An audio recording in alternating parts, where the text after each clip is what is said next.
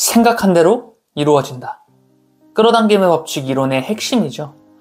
저는 지금까지 5차원 세계에 대한 가능성을 여러분에게 들려드렸습니다. 그리고 제가 만난 5차원적 존재의 메시지를 여러분에게 들려드렸죠. 이에 대해 가끔 몇몇 분들께서 질문하곤 했습니다. 도대체 5차원적 존재라는 의미는 무엇인가요? 어느 때엔 사업적으로 성공한 사람을 가리키는 것 같고 또 어느 때엔 전혀 상관없는 메시지로 들리기도 하여 헷갈린다라고 말이죠. 이에 대해 먼저 답변을 드리자면 5차원적 존재라는 의미를 제3자에게 대입하고자 하니 이질감이 들 수밖에 없다라고 생각합니다. 왜냐하면 제가 여러분에게 전하고 있는 5차원적 존재의 의미는 제3자가 아닌 바로 나 자신이거든요.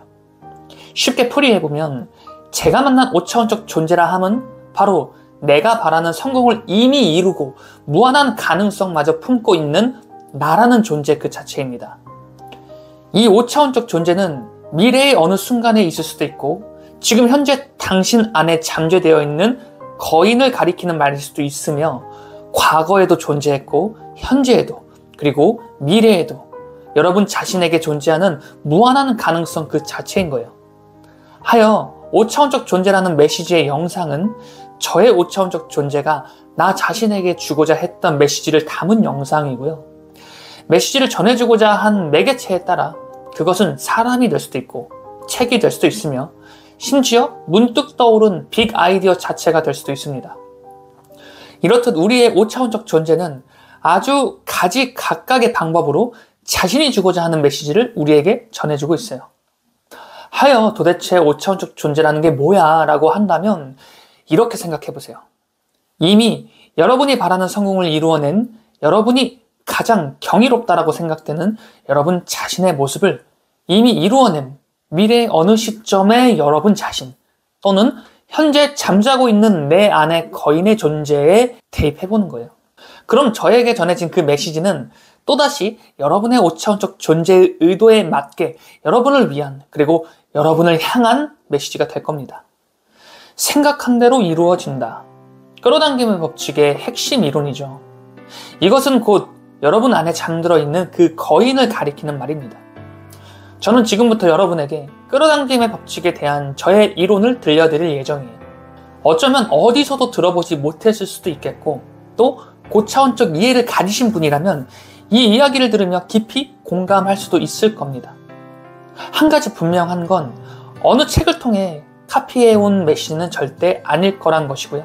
이는 최근에 이제 갓 60일 된 저의 딸 또보기를 바라보며 제가 깨닫게 된 인사이트를 여러분에게 공유하는 영상이 될 거예요. 여러분이 이를 이해하신다면 인생이 참 쉬워질 거예요. 왜냐면 인간관계에 대한 본질이 보이기 시작할 것이고 그래서 인간관계가 비교적 쉬워질 것이거든요. 그리고 우리 인생은 결국 관계의 연속이기에 인간관계가 더 쉬워질수록 여러분의 인생은 점점 더 쉬워지는 방향이 될 겁니다.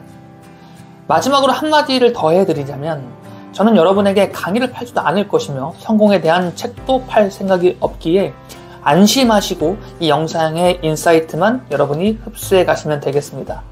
제 딸 또보기가 태어나고 육아를 하면서 생각해봤어요. 대체 이 아이들은 왜 우는 걸까? 다소 엉뚱한 생각일지도 모르겠지만 육아를 해본 부모라면 한 번쯤은 생각해봤을 거예요. 대체 우는 이유를 알기라도 하면 참 좋을 텐데 라고 말이죠. 그런데 이 생각을 시작함과 동시에 불현듯 빅 아이디어가 떠오르게 됩니다. 또보기가 처음 태어난 산부인과 간호사 선생님의 말씀이 불현듯 떠오른 건데 당시엔 우스갯소리로 넘어갔거든요. 그런데 어쩌면 우리 인간의 감정과 자아라고 하는 것에 대한 이해를 해볼 수 있는 실마리를 잡은 것 같은 그런 생각이 드는 거예요. 이제 세상이 어렵다는 걸 느끼게 될 텐데 엄마 뱃속에선 그저 입만 뻥긋하면 태반이 들어와서 배를 채울 수 있었는데 이제는 내가 울어야만 밥을 먹을 수 있으니 얼마나 답답하겠어요 라고 하시는 거예요. 당시엔 그렇구나 하고 그냥 넘어갔는데 문득 새로운 깨달음 하나가 찾아오더라고요. 이제가 태어난 아이들은 대체 어떤 생각을 할까? 아마도 가장 원초적인 본능에서부터 생각을 시작하게 될 거란 겁니다. 배가 고프다. 그래서 입을 벌려본다. 그런데 엄마 뱃속과는 다르게 삼켜지지 않는 이 상황이 낯설다 하여 두렵거나 또는 몹시 억울할 수 있다. 왜냐면 내가 누리던 혜택을 빼앗긴 것이기에 아주 부정적인 감정이 들 수 있을 것이라는 생각을 했어요. 그리고 그것을 울음을 통해 부모에게 내가 배고프다라는 사실을 알리게 됩니다. 하지만 부모는 아이의 그 울음을 제대로 구분해내지 못해요. 특히 저처럼 첫 아이라고 한다면 아이의 울음 자체를 처음 듣기 때문에 이를 제대로 구분할 수 없을 거예요. 여기서 마찰이 생깁니다. 부모가 아이의 울음을 눈치채지 못할수록 아이는 더 거세게 울기 시작하죠. 점점 그 감정의 크기가 커져가는 거예요. 그리고 점점 아이와 부모의 언어 패턴을 맞춰가기 시작하죠. 그 과정에서 반드시 부정의 감정을 뱉어내고 그것을 수용하여 무언가를 행해주고 만족시켜주면서 아이는 다시 웃게 됩니다. 이러한 행동 패턴이 부모와 자식이라는 관계라는 이름으로 인식되기 시작하죠. 아이가 태어나서 처음 감정을 표출하고 그것을 부모는 알아차림으로 받아들인 이후 그 감정을 만족시키는 과정 자체로 각 가정에 따른 각기 다른 부모와 자식 관계가 형성되게 됩니다. 그래서 가정교육이 중요하다고 이야기하는 것 같더라고요. 왜냐면 내 부정의 감정을 해소시켜서 만족을 얻는 그 과정까지의 여정, 그것들에 대한 데이터가 아이에겐 점점 쌓이기 시작하면서 내 감정이 이렇게 표출되었을 때 비로소 만족을 얻게 되더라 라는 결론을 내려버리게 되는 거예요. 이것들이 점점 쌓이기 시작합니다. 1년, 3년, 5년. 그렇게 가족이라는 관계 안에서 감정이 서로 얽히고 설키면서 자아가 형성되기 시작하죠. 그리고 우리의 5차원 세계도 비로소 눈을 뜨게 됩니다. 저는 우리 딸 또보기를 보며 이렇게 생각하기로 했어요. 우리 가족에게 온 또 다른 5차원적 존재. 비록 내 자식이지만 자식에게도 무한하고 전지전능한 가능성이 존재할 수 있는 고차원적 존재라는 사실을 받아들이기로 한 거예요. 이는 제 아내와도 더 이야기를 해봐야겠지만 하여 저의 가정교육은 제 딸의 5차원적 존재가 더욱 각성되어 자신의 뜻을 이 세상에 펼칠 수 있도록 그리고 거기에 따른 방향을 잡을 수 있도록 서포트만 하면 된다라는 생각이 있어요. 그래서 약 5세까지는 자신의 감정들이 이 가족이라는 관계 안에서 표출되고 그리고 또 만족을 얻게 되는 이러한 패턴으로 자아를 형성해야 되는 시기라고 보고 있고요. 하여 원활하게 감정이 흐를 수 있도록 도와줘야 되는 시기. 그리고 5세부터 7세까지는 더 적극적으로 자신의 의견을 표현할 수 있도록 가르쳐줘야 되는 시기. 그리고 12살부터는 나의 이러한 생각이 왜 필요한지 그 이유를 생각하도록 도와줘야 되는 시기. 그리고 15살부터는 점점 세상이 던지는 반론에 대해 알려줘야 되는 시기. 그래서 더 다양한 사람들의 의견이 있을 수 있고 그렇기에 내 생각이 틀릴 수 있다는 사실을 깨닫게 해줘야 되는 시기로 가정교육의 기준을 잡고 있거든요. 그리고 20세 성인부터는 자신의 생각을 적극 펼쳐나갈 수 있도록 자식의 행보를 지지하고 응원해줘야 되는 시기라고 그렇게 생각을 해요. 왜냐하면 자식들 또한 또 하나의 5차원적 존재이기 때문입니다. 뭐야 너의 가정교육 따윈 관심 없어 라고 하실 분들이 계실 텐데 제가 저의 가정교육을 이렇게 설정하게 된 이유에는 반드시 5차원적 존재, 무한한 가능성이 존재한다라는 깨달음이 뒷받침되어 있다는 사실을 먼저 전해드리고 싶고요. 이제부터 여러분에게 말씀드릴 내용은 정확히 두 가지입니다. 첫 번째, 내 자식도 이 세상에 사명을 갖고 태어난 또 다른 5차원적 존재인 만큼 사실 이 세상 모든 사람들은 각자 이 세상에 태어난 분명한 역할이 있는 5차원적 존재라는 거예요. 그렇기에 무한한 가능성을 지닌 존재들이죠. 그리고 두 번째, 인간이 인간일 수 있는 이유는 감정에 대한 자기 판단을 할 수 있다는 것이에요. 동물도 감정은 갖고 있죠. 5차원연의 표지 모델인 고양이 서리도 자신의 불편한 감정을 느끼고 있다는 것을 또는 자신이 사랑을 느끼고 있다는 것을 표정을 통해 또는 울음을 통해 적극 표현하곤 합니다. 그런데 우리 인간과 다른 점은 결국 감정에 대한 자기 판단이 없다는 거예요. 순수하게 감정 자체로 반응을 하기에 영혼 자체가 굉장히 순수할 수 있다고 봐요. 그리고 우리가 이 세상에 이제 막 태어난 갓난아이 때의 순간은 동물과 마찬가지로 아주 순수한 감정과 그에 따른 표현, 이것과 아주 닮아 있습니다. 그런데 점차 이 감정이 표현되고 또 만족을 얻는 그 과정에서 어떠한 데이터가 쌓이게 되고 자아가 형성되기 시작하면서 옳고 그름이 생기기 시작합니다. 그리고 그 옳고 그름에 점점 더 많은 인간관계가 얽히고 설키면서 점점 더 큰 자기 판단이 생기기 시작하죠.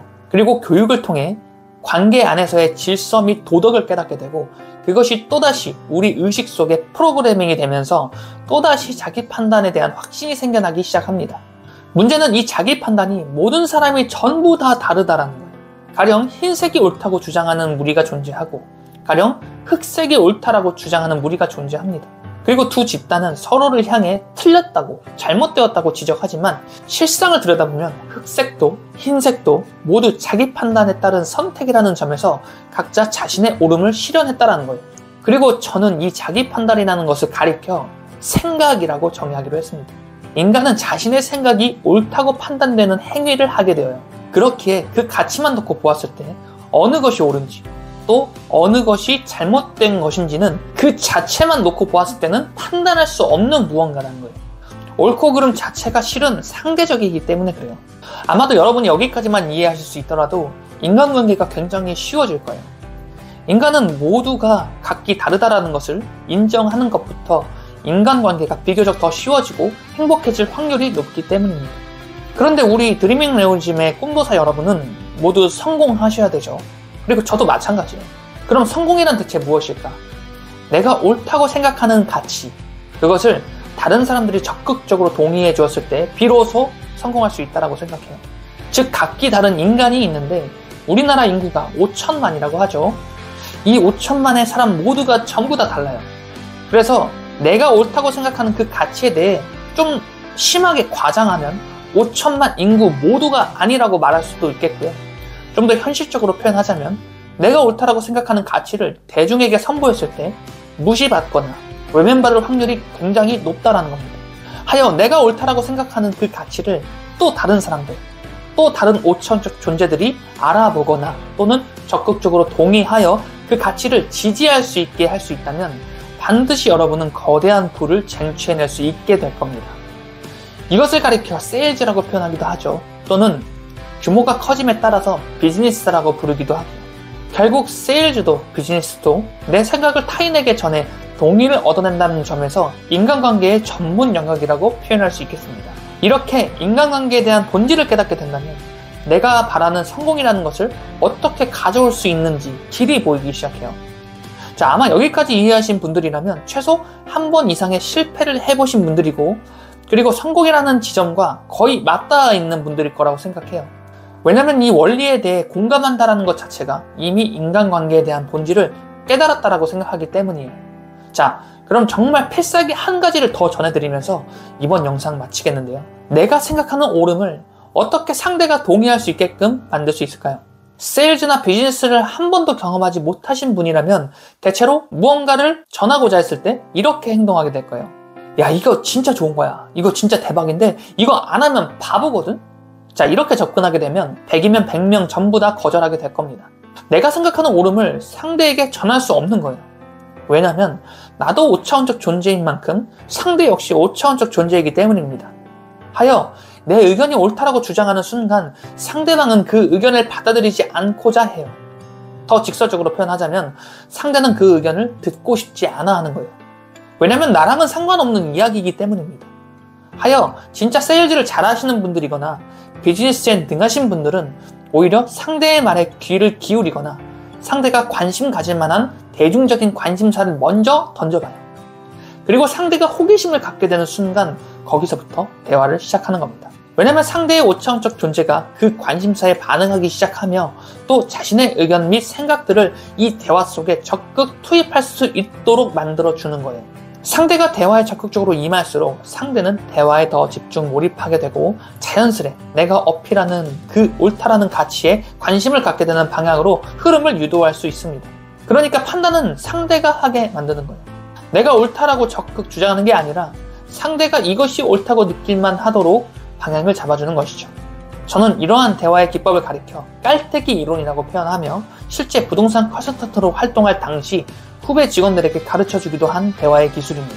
자, 여러분 이번 영상은 좀 더 인간관계에 대한 고차원적 이해를 다뤄봤어요. 그리고 그 인간관계를 어떻게 여러분의 성공에 끌어당길 수 있는지 방법론을 제시하기도 했습니다. 이것을 흡수해서 여러분의 성공으로 만드는 것은 이제부터 여러분의 몫이 될 거예요. 아니 방법론이 뭐 있다고요? 더 실질적인 걸 알려줘요 라고 한다면 아직도 스스로를 믿지 못하고 있는 상황인 겁니다.